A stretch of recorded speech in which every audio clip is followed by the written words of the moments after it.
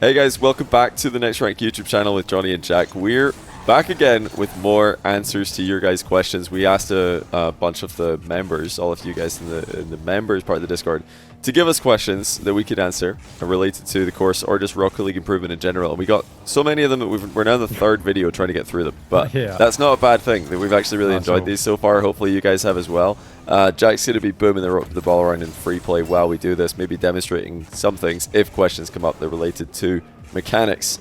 But yeah, Jack, let's just jump straight into this one. First question here from Solitarian. He says, what's the lowest number of hours you've seen someone reach pro level in the open era? I think stop it's there. Yeah, I think it's 2,500 with smokes. I think it's something very low like that. It's not going to be like fully accurate. So I'm sorry if I've like completely butchered that, but I think it was around that, and that was crazy. He said that one of the Gamers 8 tournaments back in like 2023. And so yeah, 2,500 around that at that point. Yeah, that is definitely incredible. But a lot of players have gone pro in like 3,000, 4,000 hours. Yeah, it was. I mean, I went pro probably in around 4,000, but obviously that was back in 2020 and the game had been out for less time, kind of thing. So it is definitely harder now, but you can still do it.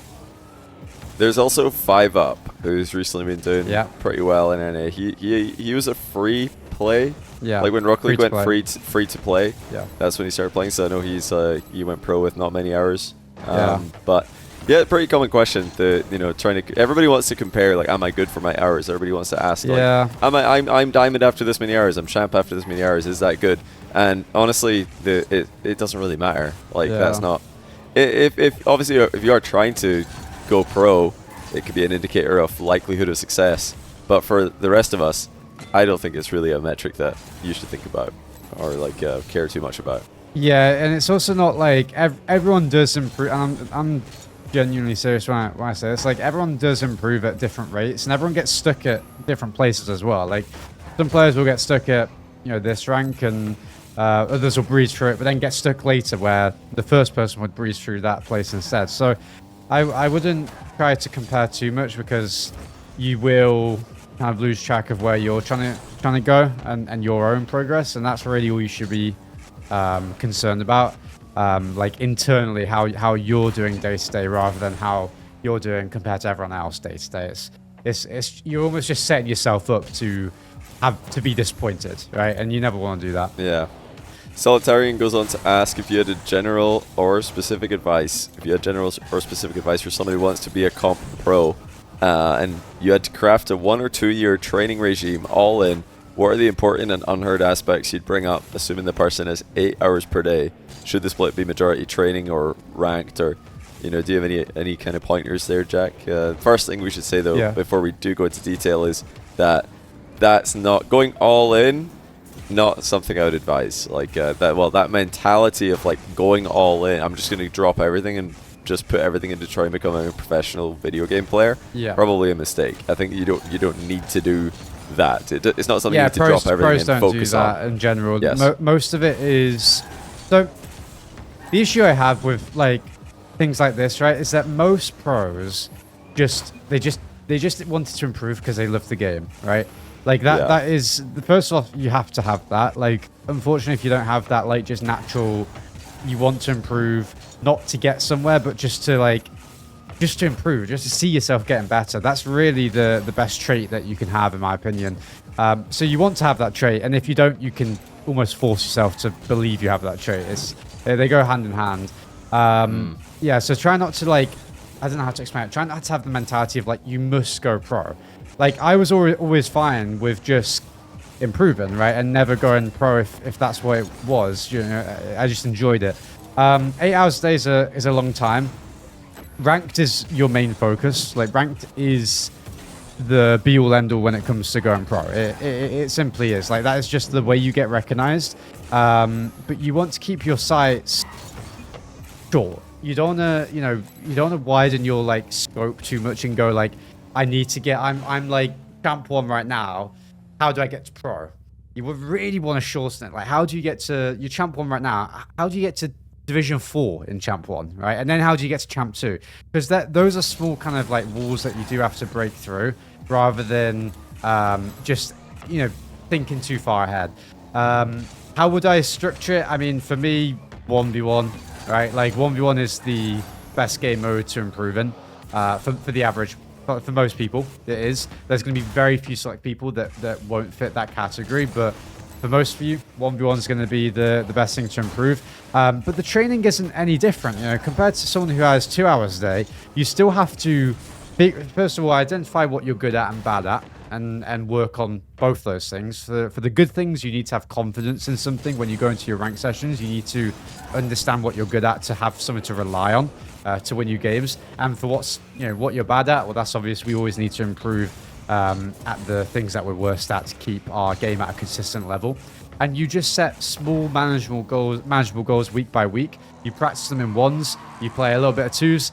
I don't think you need to play rank 3s. If you want to play 6-mans, you can, just to get that kind of 3s practice, and also learning how to comm and learning how to socialize with people around your level, which sounds stupid, but it is kind of important. A good part of going pro, Johnny, and I think you'll know this, is being able to become friends with people around your level, right? You need to have those kind of connections and learn how to play with people at your rank, because the amount of people, if you do end up going pro, the amount of people that you had in your rank at a certain time that you'll then go pro with, it's insane. I mean, so many pros I compete with now, I was playing back in Champ 1, right? And if you have those kind of connections and you improve together, that also helps drastically. So yeah, that's a little bit of a, I don't know if it's a bit of a vague answer. It's quite hard to give a specific answer on how to go pro, because unfortunately, at the end of the day, there is a lot of luck involved as well, but that's not to deter you away from the dream. It's just a reality, and I would be lying to everyone if I didn't say that luck is involved, right? You have to get fortunate. Yeah. You need to make smart decisions, not in game, but out of game, in terms of who you're going to team with, right? That's it's not an in-game decision on the pitch, but it is an important thing that you need to get right, and sometimes that is a little bit of luck here and there. So yeah, all in all, if you work hard, if you have a positive mindset, and if you don't set your expectations too high, and you're setting yourself up for disappointment too much, well, regardless of whether you go pro, you should enjoy the aspect of learning along the way. All right, got another question here from Arch. He says, it's sort of tied together here. He says, how do I become the brain that I am when watching replays? I can clearly see myself making the mistakes in replays, but have a hard time stopping myself from making the same mistakes in game. Okay. And that's the question from Arch there. Interesting, interesting to distinguish between those two things, because some people have a hard time knowing what they're doing wrong. Even when they do watch a replay, they're like, "Oh, well, I can't really identify what the problem is here." But it sounds like Arch, and I'm sure a lot of you guys listening can see what the mistake is. You will look at the replay, you're like, "Oh yeah, I missed the ball, the other team scored," or "Oh yeah, I missed the open net and the other guy scored a counter attack." Sometimes it's really obvious, but then applying it in game is the difficult part. That's interesting. I'm guessing that you might just need to simplify things a little bit, because if you're trying to apply too many things in game at the same time, it can be very difficult to remember them. But if you just have one thing, one strategy, one mechanical mistake you're trying to iron out at a time, then it's much easier to remember. So I don't know if that's something, Arch, that you have a particular problem with, but I think just keeping it simple usually makes it quite easy, at least for me, to remember or to notice live. Yeah, you have to be conscious about it. You definitely have to be conscious. It's a tough question to answer, because obviously we don't know if he's thinking about too many things at one time. But I would agree that would make sense in my mind, that that is a common mistake people have when they watch their own replays. They pick out, okay, well, my small boost pad pathing is wrong. My mechanics, off a certain position are wrong. I also need to be way more aggressive on my challenges, but sometimes I don't fake challenge correctly. And then they go into game and they've got 4 things now that they need to focus on. Or 4 things, 4 things. That 4 things happen instantly in Rocket League. So how can you like focus on all of them at once? It's almost impossible. You should have really 1-2 things maybe, and usually it's like a thing that you're trying to do strategy wise, right? And then maybe a mechanic that you're trying to work on, right? If you do that, you're going to have a better understanding of what you need to work towards when you're actually in a game on the pitch. And yeah, that's what I always did. I would always just like keep it fairly simple. And everything else should be, those 2 things, they should be in like kind of the forefront of your mind, I guess. And then everything else you should still be thinking about, but it's kind of in your subconscious, I guess. Like, you're going to pick up on things, but you don't have to pay too much attention to them, because as you play the game, you will improve and you will become better at things without having to think too much about them. And those are the things that you need to kind of let go and let happen just naturally. And the things that you're truly working on, you're actually thinking about minute to minute, kind of second in the game. Yeah, I mean, it's a tough question to answer, but that would probably be the most likely outcome of like, yeah, watching replays, understanding what's going wrong, and then not being able to do it on the pitch. I would say another thing is you're just not focused enough maybe in the game. Like, you're too worried about the outcome of the result of the game rather than the kind of individual improvement aspect of it, which is tough to balance, because I always say that like the people who like truly do not care about their rank and they just care about the improvement, that's not the correct mindset either, because you should care about your rank. You should try to win games as well, because, well, it's obvious you need to win games to improve and to get to a high rank. It's also in the rules, so you don't want to get banned for not trying to win. You have to try to win if you're playing ranked. I don't know if that's the same. Does the same apply for casual? I'm not sure. No idea, but either way, you should be trying to win. Don't for play yourself. casual. Yeah, don't play it. I wouldn't play casual. It doesn't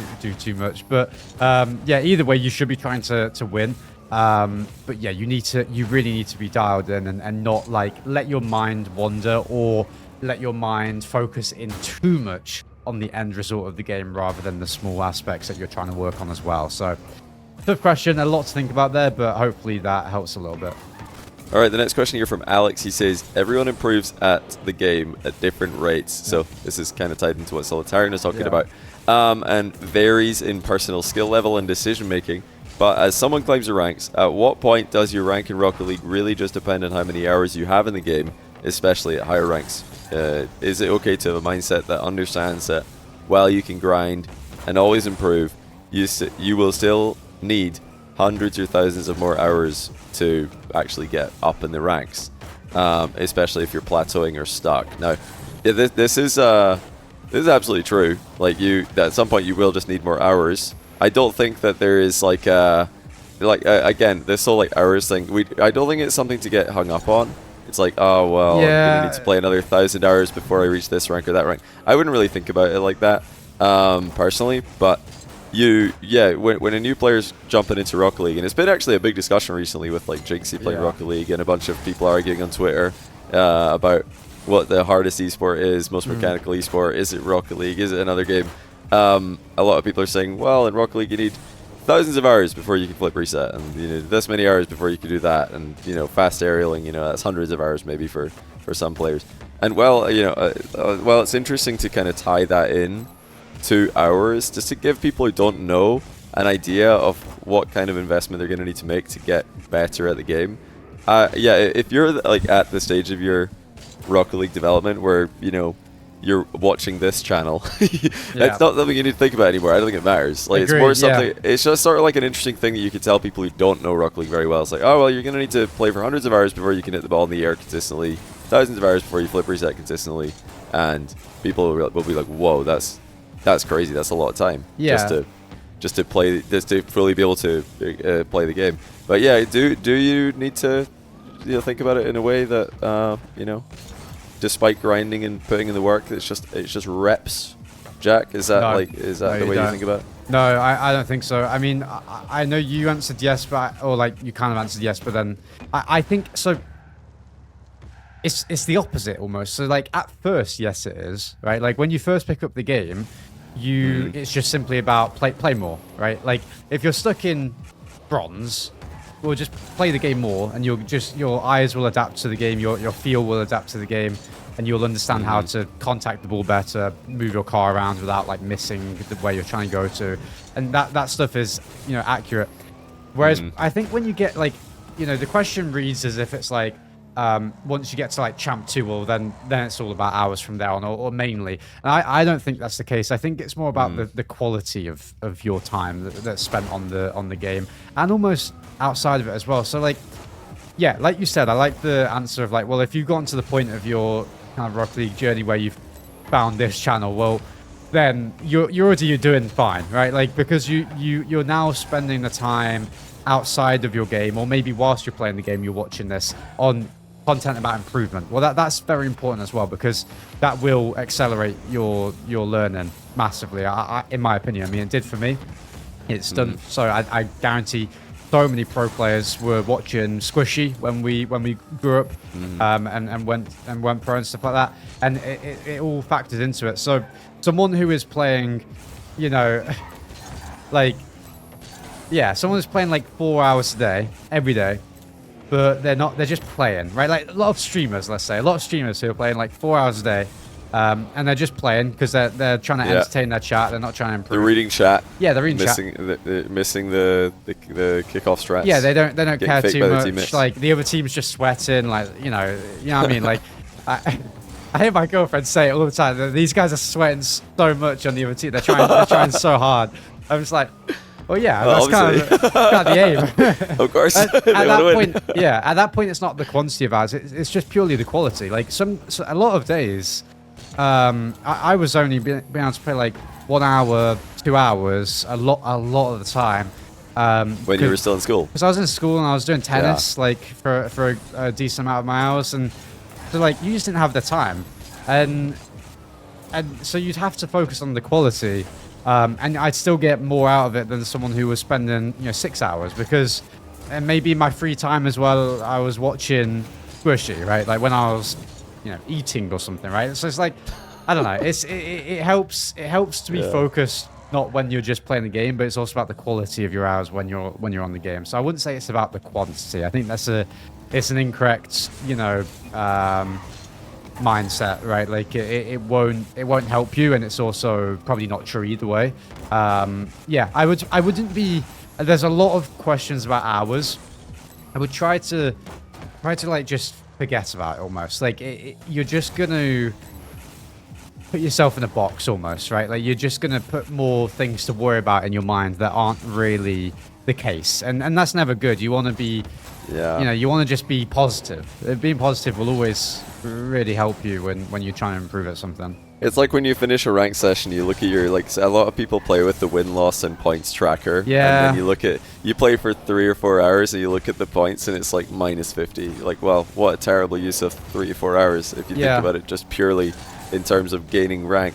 And yeah, well, like, rank is a metric of success. It's not the only one. Maybe like in the 3 or 4 hours that you've spent playing and you've lost some rank, or stayed the same rank, maybe you were able to still make progress in some aspect of the game that you were working on, whether you're trying to like work on your flicks, or whether you're trying to implement some new kickoff strats with your teammates and you're getting some good goals off of that, or whether you're trying to hit some double taps, whatever it is. Like, if you've actually made progress in one of those aspects, then you can be like, nice, good job. Mission, like one of my missions I went into today's session with, accomplished. Maybe like me, you just want to go into ranked and bump some players and annoy them and get some funny text chats like that. Whether we've gone up or down in rank, it could be accomplished alongside winning or losing. Sometimes you get very funny messages when people are beating you and you're bumping them a lot. Different objectives to play the game.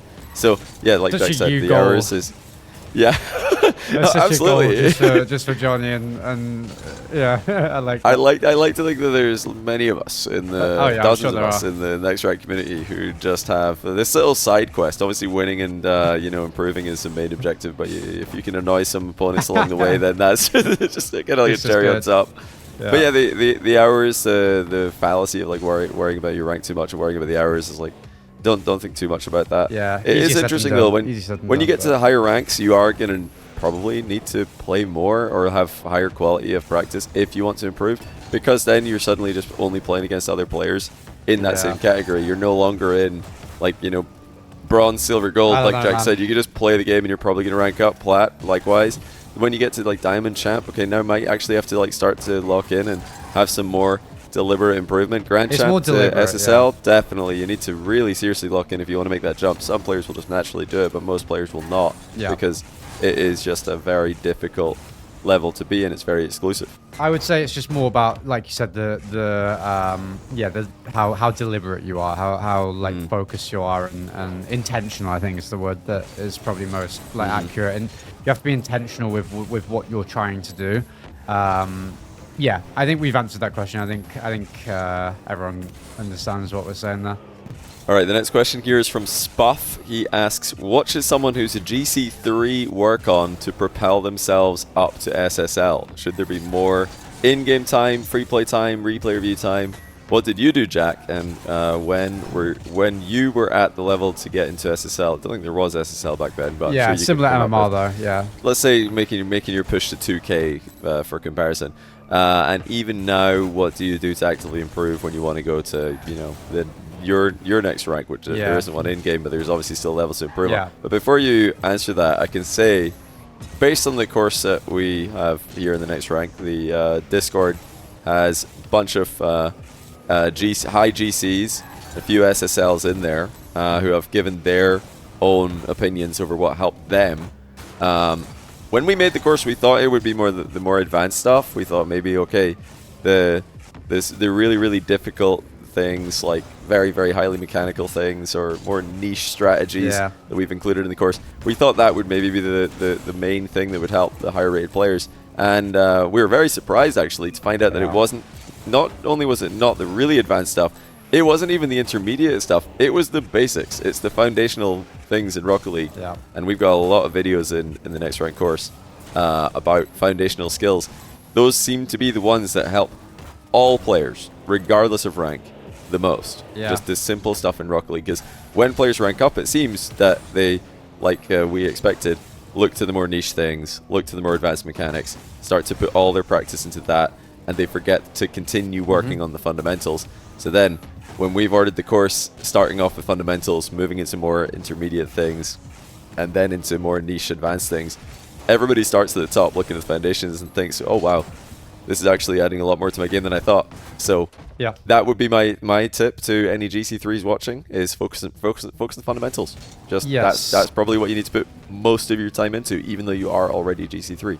Yeah, it's tough to give very general advice for GC3 because it is a tough rank, and that's why we've simply included everything that our minds can think about in this game in the course. Everything, there is a video on it that we can think about. So because we could, you know, I'm going on a tangent here, but we were thinking about like splitting it up and stuff because like remember right at the start we were like, well, you know, people are going to be paying the price of the full course, but if they're really high rank, well, they're not going to get any value out of the early stuff. So, you know, why should we? We thought that maybe. And then it was just not true at all. So that was the opposite, It was the opposite, which was absolutely perfect for us and everyone involved. So it hit a nice sweet spot there. But yeah, the fundamentals, like Johnny said, are very important. The reason, I mean, you're even like saying, like the end of your question, like, what do I improve on now? Like, how do I go about it now? Yeah.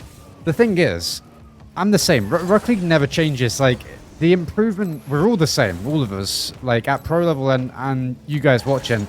What we have to work on is the exact same. And we also have to go back and work on things that we used to be good at, because every day pros are improving, like we're improving, we're getting better at the game. Like if you compare myself now in 2026 to 2023, well, they're not even comparable because the level has just increased in the game. Same for 2024. And yeah, so on and so on. And so, but that being said, there are certain aspects which are genuinely worse. Like, I genuinely think recently I realized that I think my shooting is genuinely worse. And I think a lot of pros would probably be the same as well, because when the speed of play increases, everything increases. So you do things quicker, you focus on other things because those things are more important. You forget to work on a lot of the basics. So only recently I've had to start like genuinely working on just shooting the ball again. Like, it sounds stupid because you think that, you know, after 15,000 hours or something you'd have just mastered it, but you don't. You regress at certain things if you don't focus on them, and you have to keep going back to work on things you learned previously. That's just how this game works. It's really easy to forget how to do certain things.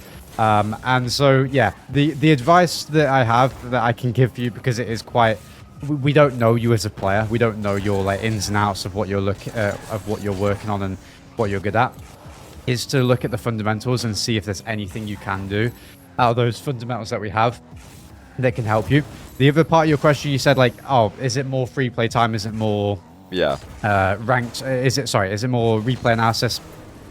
Okay, I think that it's very easy to overdo replay analysis. I will say that. I think that a lot of people who do replay analysis, they don't have to do as much as they need to.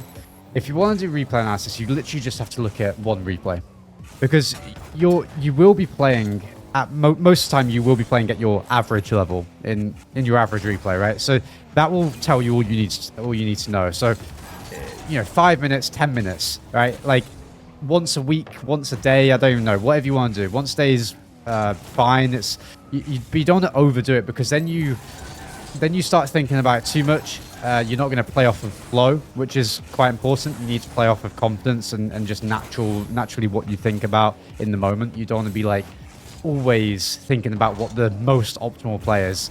Like, that's probably not going to allow you to have kind of creativity, which is important at GC3. So I would try to stay away from it too much. But yeah, other things that if you don't do it, I mean, it's the same for every rank, but play a ton of ones. Like, really focus on ones. If you enjoy it, that is your best path to improving. And people will get tired of me for saying it, but I won't stop saying it, because it's just the truth. Like, 1v1 is the best for the average player to improve. Just a few, even if players don't like it, or they, you know, don't do it at all, or have never done it, just like dabble, you know, just implement it a little bit. Maybe you'll find a way to enjoy it. Yeah, you do kind of have to enjoy it. Like, yeah, I mean, I don't play ones, because most of the time I'm playing Rocket League, I'm just playing with friends. I'm like, the other reason I'll play recently is I'll play with friends, and you know, if they've played their placement matches earlier in the season than I have, they start off the rank session higher rated than me. Then I'm like, wow, I need to play solo to get my rank back up to where it should be. Because I want us all to be the same rank when we queue together, like my other friends who are like just a similar level, like low GC as I am. So I'll just go try and rank up, and then I have to go anonymous because people troll me when I'm playing as Johnny Boy. So that, like, if I'm not doing that, I'm probably not playing, and that's why I don't play ones. But when they did this like goal challenge, it was like Jotcast against First Touch. Yeah. Which title will get the most goals? We don't need to talk about who won, doesn't matter. But yeah, that was actually really fun to play ones with, because there's more goals in ones. So I was thinking, I'm just gonna go play ones. There's lots of goals, and my objective was just like, let's score as many goals. Winning wasn't even important. It's just about scoring as many goals as possible. Yeah. And it was really, really fun to play like that, because it just gave gave me a freedom to not really care if I'm conceding, and all the games are just like really high scoring. And when the game goes into that mode where the ball's rolling around the pitch and no goals are happening, I was like, this is a disaster. We've got to like take a risk right now and stop this from happening, which actually led to a lot of moments I wouldn't have probably noticed were openings being more before. Creative. Yeah. So sometimes you can come up with a way to make ones fun, even if if you find it really stressful or you don't enjoy it. Maybe you could do something like that, where you go in with a different objective. I'm just going to try and score as many goals as possible. I'm going to go into the air every single time I get the ball, work on my off-the-wall air dribbles, solo plays. Every time the opponent gets the ball, I'm going to challenge them. Doesn't matter where I am on the pitch. And every time I'm dribbling, I'm going to, come up with something that you want to do. And if you go in with those objectives, then winning doesn't really matter anymore. It becomes less stressful. There might be a way for those of you who don't like ones to actually enjoy it, and you just don't know because you haven't tried. So definitely give it a go.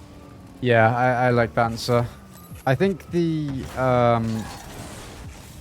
other part of the question was, what did I do at that rank? I mean, what do you do right now to shoot? I'm interested in this. So you said you're working on your shooting, or you notice your shooting's gotten worse. What would be your thing that you would do to fix this? I do this shooting pack.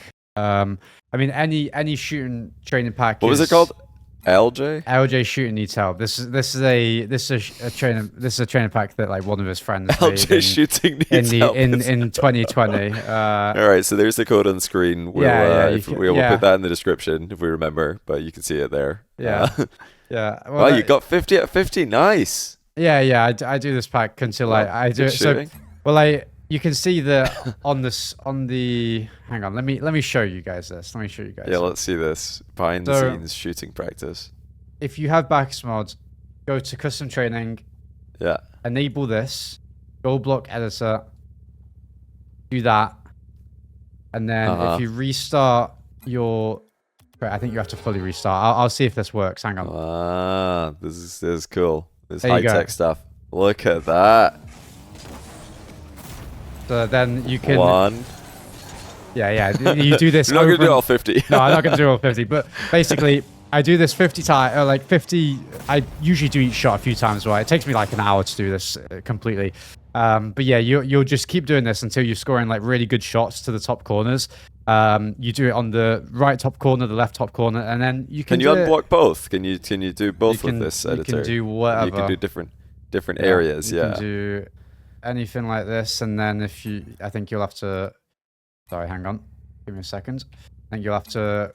I don't know if restart like this works. It does. Yeah, you can do. There you go. You shoot to the left, shoot to the right. Nice. Yeah, let's see a top left, Jack. Top left bins. Hang on, give me a second. This is some pressure. Hang on. There we go.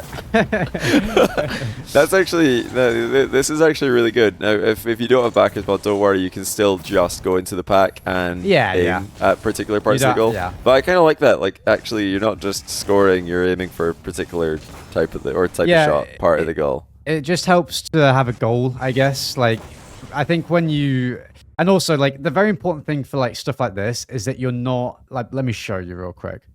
Like, so like here. Okay, I'm speaking of like, obviously most of you watching won't experience it with this ball, but like maybe this one.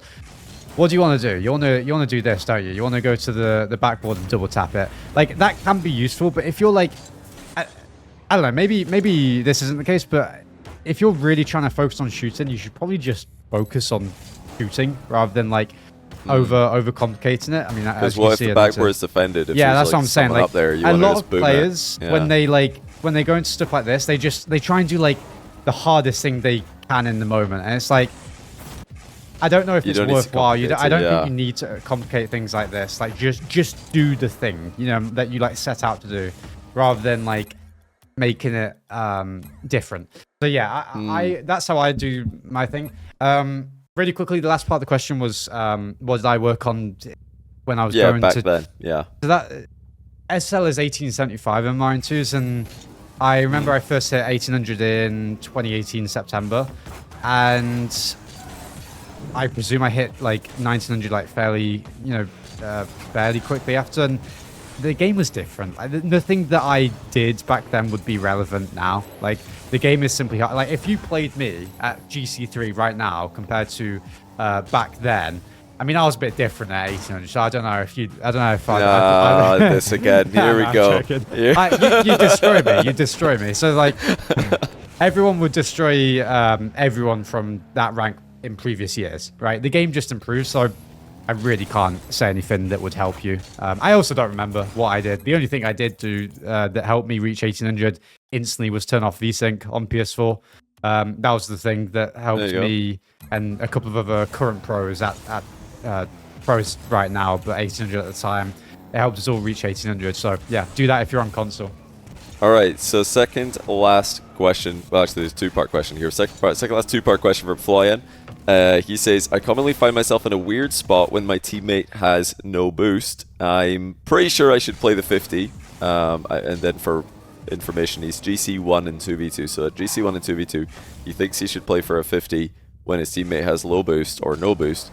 But many times my teammate still goes for a pass play, or even worse, turns back on the ball when they're boost starved. So he's wondering, when that's happening, should he keep playing the 50? Should he play the pass? His teammate's pass, I'm guessing. Or does it depend on the score? No, he's passing. He's passing. So he would be passing this. Yeah. I think. There could be. Yeah, go on. Sorry. Could be two different interpretations. Either he's passing to his teammate or his teammate's passing to him. But basically, he wants to know what should he do when his teammate has low boost or no boost in twos. And it sounds like the ball's contested. It's not like just a free ball. Yeah, I mean, this is completely like dependent on the position. Lots of variables. It's really going to be impossible to answer, unfortunately. I think we'll try to answer it after this, but I will say if you can find an example in one of your games and send it in the Discord, we can help you with that more personally, because there's so many things. So like, for example, if you have 100 boost, right, and you're closest to the ball, you have an opponent challenging you, but they're slightly far away, it doesn't matter if your teammate's on 0 boost. If you can outplay them and then take a 1v1 on the last defender, well, that's your best bet, because that's going to give your teammate time to get boost anyway.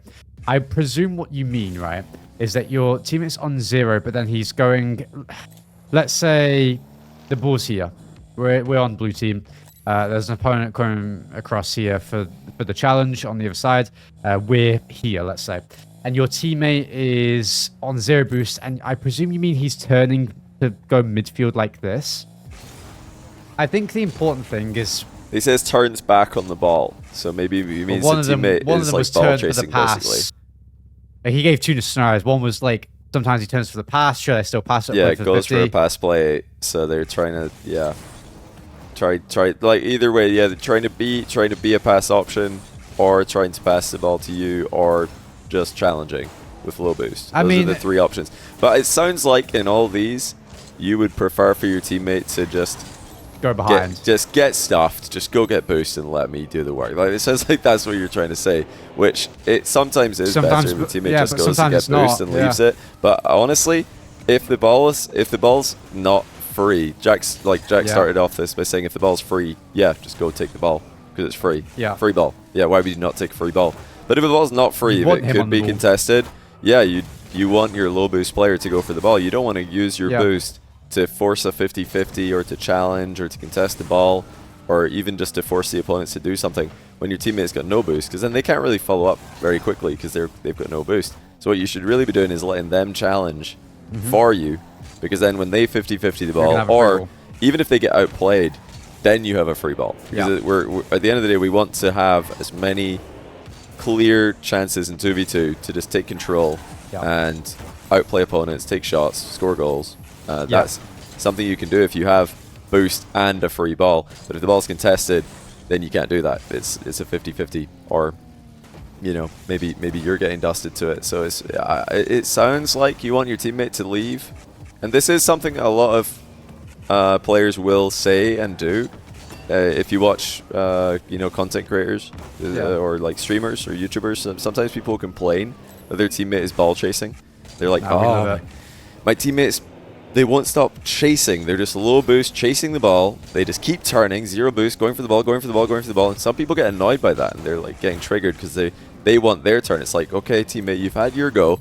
Now go get boost, and it's my turn to go. But that's kind of an old-fashioned, outdated way to think about twos. It's actually, like Jack said, better if you let your low boost teammate challenge over and over again. Most of the time. Eventually the ball's going to go free, and then you've just got a free ball. Yeah, I mean, go get boost when you've got the ball, not when the opponents do. Like with everything we're saying, this like in general, there are going to be there are going to be very few times that like it is simply better for the person on high boost to challenge, right? Like that's going to make sense. But you should be happy that your teammate is turning on 0 boost, because if you know how to handle that, it all comes down to you, really. And you should think about this as well. Like everything, you can make everything good as long as you're simply making better decisions.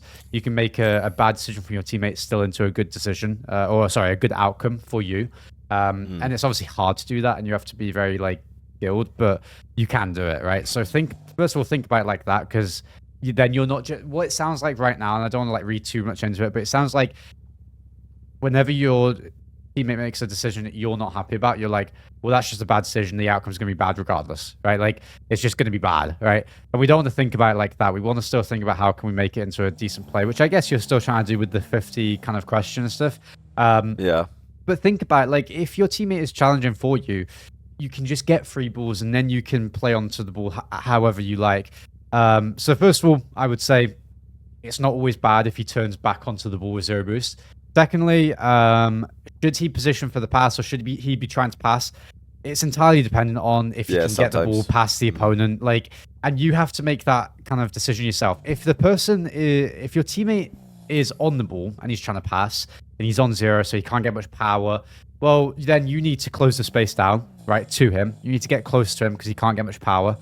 You need to see where the opponents are. You need to make a decision on whether the ball is going to get past the opponents on the pass or whether your teammate's going to try and pass it, but it's going to get blocked. If that's the case, then we need to kind of be very careful. We need to turn defensively like this. We need to turn kind of back. And then if he still gets it past him, we can just continue our turn like that and then go for the ball in the midfield. If you're the person on the ball and you're saying your teammate is positioning for the pass when he's on 0 boost off the ball, well, you can still make a decision. Like, if you can get the ball past the opponent, that's fine. Sometimes your teammate is going to be making the best play. If he's on 0 boost here, let me get on 0 boost. If he's on like this amount of boost, let's say, and you've got the ball in the corner and you're being contested, your teammate might be pathing like this, right? Let's say the ball's over here, just so our ball can make sense. Your teammate might be pathing like this, and that might seem like he's positioning for a mid pass, but he's not. He's just positioning for everything. He's also getting boost, and then he can turn back like this if the 50 happens. He can turn forward if the ball ends up spilling out to the left and then go to this direction. So it might just be like your teammate is also positioning for both outcomes, but you think that he's being a little bit too aggressive. In all honesty, like we said at the start of the question, it is tough to know without an example. So I would say, yeah, take into account what we said there. Try and think about that a little bit. But if that doesn't sound accurate, just send us an example of what truly is going on, and then we can probably give a better answer, I would say.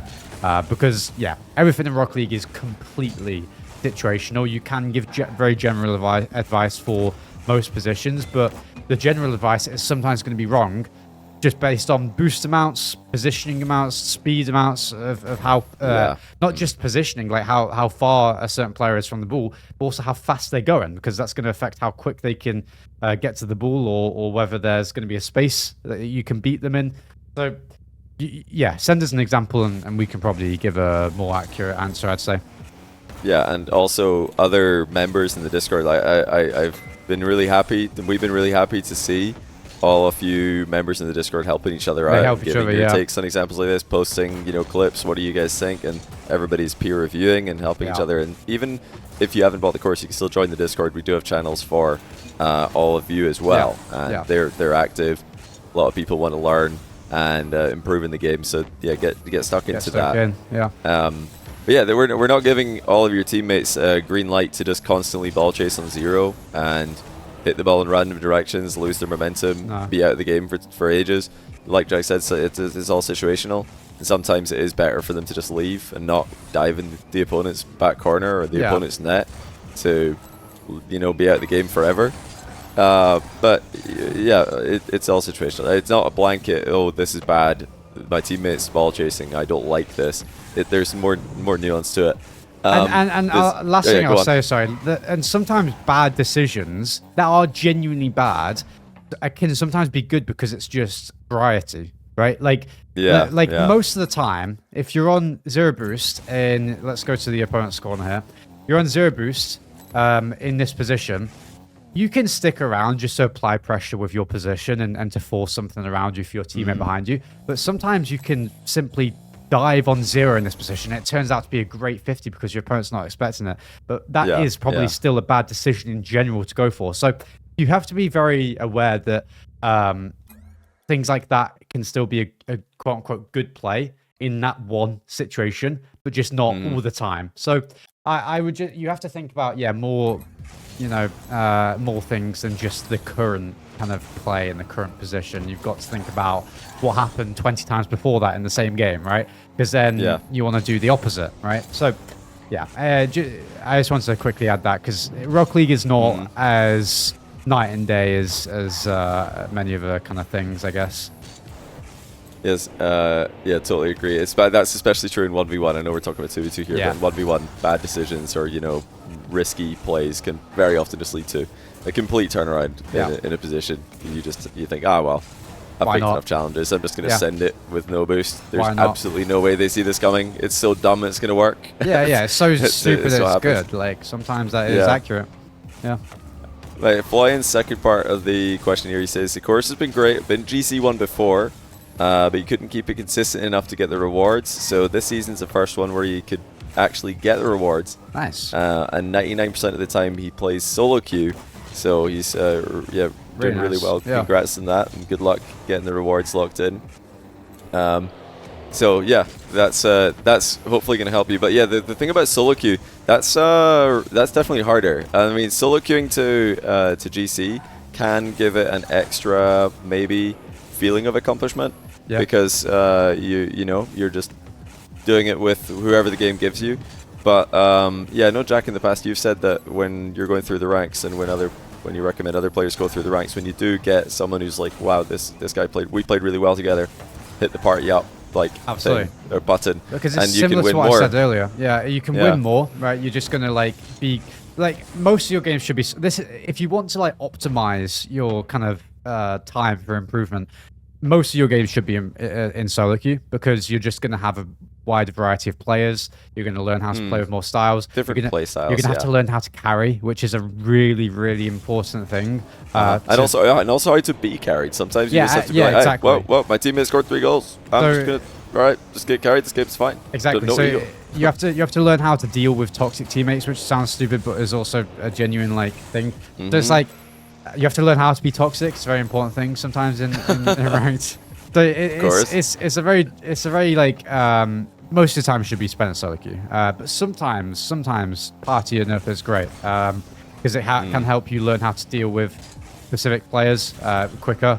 Like you learn how to deal with a teammate in kind of a team situation, and like Johnny said, you can win more from playing with a player that you're playing well with, right? You are just going to synergize better with certain players, and like I said earlier, a part of going pro, right? You know, I answered the question that someone asked about like going pro and stuff. Well, a part of it is learn how to kind of socialize with players around your level, of players that you think are good. Pros are very good at it. They have been always, because you have to be. And you can, like I said, I play against so many players now in pro level that I've been playing against since Champ 1, right? Dominate. Yeah. And so, well, I would have partied up with those players at that rank. And I mean, Jorius, my first ever RCS teammate. Sorry, not my first ever RCS teammate, Jesus. My second RCS teammate, or RCS team, I've known him since, God knows, I don't even know, like Champ 1, Champ 2 or something. And we've played twos together since then. Virtuoso, another pro player back. Did you say Radosin as well? Radisson I played against. I don't think I ever really played with him, but I played with Atomic. What about TRK? I think you mentioned TRK. I played with TRK a lot on PS4. Maybe that's when you're higher rated a bit. Yeah, I think more so when we were like 1800 and stuff. 1800 was very high at the time. 1800 is probably equivalent to like 2.1k nowadays. Right. Yeah. But yeah, I mean, Atomic, Spanish Atomic. I remember I had to go downstairs in Champ 1. I had to go downstairs mid-game to let my grandparents into the house, and I came back to Atomic going, bro, where are you, bro? And he was not happy that because I just like left him in a 2v1. I was like, sorry, mate, I had to go let my grandparents in. And he was not happy. He was like, bro. I don't know. We were like 14 at the time, I think, or like 13 or something. So yeah, I mean. Yeah. You learn, you know, you meet players, and who knows where that takes you? Who knows? That's so funny. Yeah. I'd love to hear if Atomic remembers that. He would not remember that. I don't even know if he remembers playing with me back then. But I have such a weird memory of like players that like. I love that. Yeah, it's jokes, but yeah, just party up with people. But yeah, most games are solo queue for sure. Unless if you really, really want to get GC rewards solo, then all power to you. Good luck and have fun. But yeah, partying up can be a good way to get some streaks going. Because I think it's easier to be confident when you dominate a game with a player and you're like, oh, me and this guy, we really think you're gonna win every game. Like, you go into the next game with confidence. Even if the game starts badly, you're still like, oh, well, we can win this. You know, you're just more confident you can come back, even if you're starting off losing with a player you play well with. Yeah, I had two players that I met in twos, and then we started playing threes together. I can't remember the player's name. One was Road to Looper. Shout out that guy. What a beast. It didn't end up going pro or anything. Didn't go pro. Road to Looper. Great player. And then I want to say the other one was Cleverly, which if you're really into the Rockley Bull scene. He was like an Italian Bull player at a certain Oh, really? point. Okay. Yeah, he was decent. He got to a decent level. But anyway, we all met in like, I think it was Ocean Bad. We met in 2s and then we went into like rank 3s and we were just so good. And I remember, genuinely, Johnny, I swear to you, I remember like every day that I would queue out, I would just think, because at this time I was improving quite a lot and my 2s rank was higher than my 3s, so I was having to get my 3s rank up. And I was just like, I was like, I don't even know. I think I was like champ. I was probably like 1700, 1800 maybe. And I was playing 3s and I ended up getting top 10 in the world. And I was like, I was on PS4 and I was like, how can you lose in 3s? Like, I was like, I don't think I could lose a single game in 3s. I genuinely. So delusional. I love it. I said, I didn't say it to anyone, but in my head, I was like, I don't think I can ever lose a game of 3s with these guys ever again. And we would go on crazy win streaks. We would lose a game every day. But I think if you put that team together now, we might be world champs. I'm just going to be honest. Yo, wait, see it cleverly. And what was the other guy again? Road to Looper. If you guys want Road to to Looper, you guys are watching.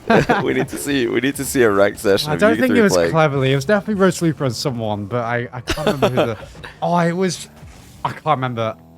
I think it might be a German player. I think Lupa was German as well. But yeah, what a beast of a team. But the streets won't know, unfortunately. The streets will not know about that we team. need to. Well, maybe they do now. But we try and find the 3s game. Are you looking up your old replays? Is that I'm going to try and find Road to Looper's PS4 name and then see if I can find. Yeah, well, I'll have to try and find some replays, but just be warned, you might get discouraged from how good that team was. So I don't know if I don't know if that game can be public. To be honest, it might break. All right, I see. Might break the game. But yeah, last question, Johnny. What's yeah, the last question, just a nice short and sweet one here from Snippy Snob. Yeah. He says, well, he actually thought this was going to be our 6 month from now Q&A, but we're going to put it in this one. He says, any tips on how to not get chat banned? And then he has a screenshot of him getting chat banned. So that's good. Awesome. From Snippy Snob. Well done. You've been banned in chat. I'm not sure. Yeah. It didn't include whatever he said. I don't know if it tells you what you said in order to get chat banned, but yeah, it might be time to turn the chat off. Yeah, just turn chat off. Whatever you've been saying, I think the answer is just like turn off the chat, because it's not, even if you're not getting chat banned, if you're getting close to, well, you have been chat banned, but even for players who are not, if you're getting tilted from the chat, just turn it off. Like, yeah, I leave the chat on because I think it's funny and it adds to my experience playing. When I see like people raging, it's just funny to see, to watch. But if you're really just focusing on ranking up and you don't want any distractions, and you're finding that it's tilting you, or you're finding that you have urges to type things that may or may not get you chat banned, just turn off the chat. Maybe turn off quick chat as well if that's also tilting you. If what save spam tilts you, or nice bump or whatever tilts you, or I don't know, close one, just turn it off. You don't need it. It can help you to turn those things off. Simple as that. So if that needed... Have you ever turned it off, Jack? Have you ever had chat off when you're playing? Yeah. Well, I had chat off... I turned chat off in RCS last season because why was it? Because someone was just throwing a quick chat. I was like, bro, I can't even bother to like read what the hell you're even. Oh, you turned off the quick chat. Yeah, I turned off I turned off everything. I turned off everything. Just I could only see my teammates' stuff. The team one, yeah. And I ended up doing like I did it for like a regional. I think I won that regional. I think it was like regional 2 that I started doing it, and then it became kind of a superstition. So I did it for like the rest of the split, and I ended up doing really well that split. So I carried on doing it for the rest of the season. I don't think I've done it since, so I probably need to go back to doing that. Yeah, you might need to turn it off for the major, bro. Yeah, I might. I actually will now that we've said that. But yeah, there we go. Just because I think someone sent it's probably Vatira. I think Vatira sent like nice moves or something at the end of the game, and I was like, I can't bother, bro. You were the nice moves after winning. No, he won. He won the game. He started doing this scrim, and I was like, bro, I just could not be bothered. I was like, nice moves. It's so good. Yeah, it helps. I mean, if you can do anything that like slightly annoys your opponent, it's beneficial. Matira got one up on you there with the nice moves, but then actually it backfired because you turned off chat. And you want to reach all over him, so just can't bother. Like. I just turned it off. Everybody's gonna be nice. Everybody's gonna be nice moving. You know that you said that. Yeah, that's fine. I'll turn nice moves. My chat's off. I won't see it. I think someone in NA, there's a player in NA, Life. I think he does that. Yeah, Life. He like nice religiously moves. Nice moves at the end of. Mate, if I was in I know that there's players in NA that hate him for it. I know it. I can guarantee. I need to ask some of the NA. Bro, why does nice moves tilt people so much? What's going on with you guys? Because it's anything that's slightly unnecessary is just like, what are you doing? Like, we're just weird. Like, I know it's a weird thing to do, but we won't change. Like just, yeah. You know what I mean? Just, you know how stubborn pros are. Like, yeah, of course. We're all just stubborn. I respect it. Yeah, it's like, well, what are you doing? Yeah, mate? just turn off the chat, turn off the quick chat, and if you do manage to get into game with Jack, hit him with the nice moves. Apparently, we need to be like hitting all our opponents with nice moves. You should like turn off your quick chat and then turn it on at the end of the game so you can nice moves the opponent and then turn it off again before they nice moves you. That's probably the strategy that we can take away from this. I've definitely turned off quick chat and stuff in ranked. I mean, like everyone's gotten tilted at ranked, like going through the ranks and stuff. Like you got to avoid, quick chat spamming. I mean, I was on PS4. I mean, any of my PS4 players will know that it was quick chat was a ritual back then. You had to do it to rank up. It was a simple thing. In ones as well. I mean, come on, that's the most toxic game mode of all time, I think. The one of the great pass. I remember there was one game specifically. This game still tilts me. This is probably the game that tilts me the most. I don't really get I never really, I would say, got that annoyed at games. Like, people like smash controllers and stuff. I genuinely would never do that. But I remember there was this one game on PS4. I think I was like maybe champ 2, champ 3, in 1v1. And basically my opponent was being toxic. So I was winning the game. I'd probably throw a few quick chats out as well. And then I was starting to win the game so much that I stopped playing and I was starting to type. And I was obviously on PS4, so typing takes a while. Yeah, you when you're watching TV, you have to type something on Netflix with the a remote. control. It's the same thing on PS4 basically. So you're just spending, it takes me like 30 seconds to type like "you suck" with a U instead of the whole word. You know what I mean? Like 5 letters, 6 if you include the space. 30 seconds, and basically I'm winning the game like 8-4. He comes back 8-6. I'm still doing like the nonchalant, just kind of like I don't care. Like I'm that much better. I'm not even gonna try. 8-7. Yeah. He ties it up with 0 seconds and wins this game in overtime. No. And that was the game that killed me because then he starts typing. Because you told him that he sucks when you were 8-4 up, and then 8-4 up, and then like I'm not trying like own goal and just to prove how much better I was. I think, and then and then you locked in and won the game. And then it's not worth it, is it? What's the point? What I could have. I'm 14-18 ones now. I could have been 14-95 if I won that game. Yeah, Johnny. You've lost that. The MMR's gone forever. that was like forever. 7 years ago, but I would be 14-95 now. It's not worth it. But like, what did he say back? I'm curious after you won the game. Probably something that I don't even know, man. I can't repeat it. But did he say anything to? Were you just like really annoyed at how bad he was, or why did he talk smack? he was like, I would never initiate like being. I was wondering. I thought maybe you just started it. No. Usually the players who start it are the ones who get the most tilted. Like when people start talking smack in rank, they can never back it up. He definitely started it. I would never type. I would never go to the point of typing if I was getting annoyed in ranked and stuff. Never. Like not first anyway. That's brilliant. I'm sure I've done it in 1 or 2 games, but not many. So yeah, don't tell your opponents you suck. There's some pros that still do it. They didn't. No, absolutely. They didn't stop learning. They didn't. They didn't learn. They stopped learning. They didn't learn. Yeah, the screenshots appear on Twitter every now and then. They're all very funny. Love that. So yeah, there's some cool rivalries between certain pros, certain regions. Ranked is life or death, man. I'm telling you. Yeah, I think in Europe, because the MENA players, they come over and they're playing European servers, they all spam what save. They're all giggling on their Discord, so they're spamming what saves. So that's great to instigate. And then you got all the different nations trying and failing to communicate with each other. What's the most toxic nation in ranked, would you say? Oh, right now, toxic is, I think it's France. I think France is the most toxic at my rank. Because there is a bit of a language barrier, and I think that causes unnecessary tension. Just just accidental confusion. But also, like, the French opponents. Bear in mind, I told you guys earlier on that one of my side quests while I'm playing ranked is to annoy the opponents. So if, like, you know, I'm talking about, like, the most toxic in like people who hate being bumped the most. The French are definitely up there for me. French, and Spanish, I don't know. They usually just fight fire with fire. They're just like they just start doing it back. But yeah, the French hate it. They don't respect it. There were so many Spanish PS4 players, and they were easily the most toxic back then. Like back when, like I whenever I think about like ranked toxicity, I always just go back to like PS4. Like how was it on PS4?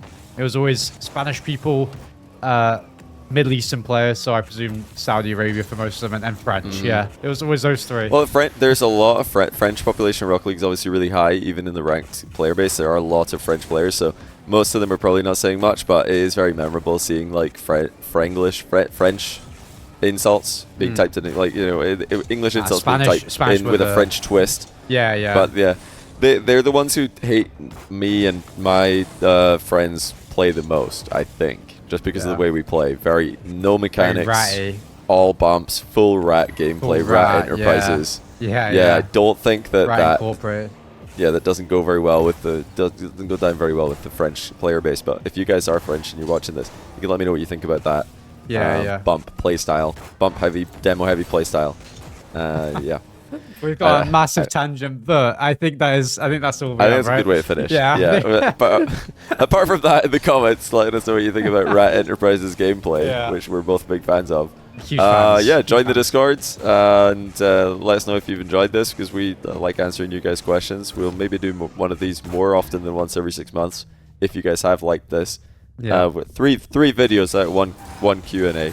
That is excessive, but it's probably down to us answering every question and then going on about which nation's the most toxic and ranked. So, who knows what it's down to. Before I want to finish off, the last thing I want to say, least toxic is probably US West. I played a bunch of US West, US Central, US East, and European. Played a lot of that. US West players have got the funniest names and just the chillest vibes. So that's the least toxic, I'd say, US West. I'm going to throw out Switzerland. Switzerland, okay. I've only met a few Swiss players, at least players that I know are Swiss kind of thing, and all very, very lovely people in rank. There you go. There you go. US West. And Swiss people. Switzerland. Yeah. Least toxic. Good job. There you go. Yeah, congrats to you guys. All right, you're going to finish for this video, guys. Yeah, thank you for sending in your questions. Hope you enjoyed the answers. Let us know if you did. Let us know if you didn't. You know, I wanna see your opinions on this type of content. Let us know other things that you'd like to see on the channel. Check out our course at thenextrank.com, and we'll see you guys in the next video. Take care.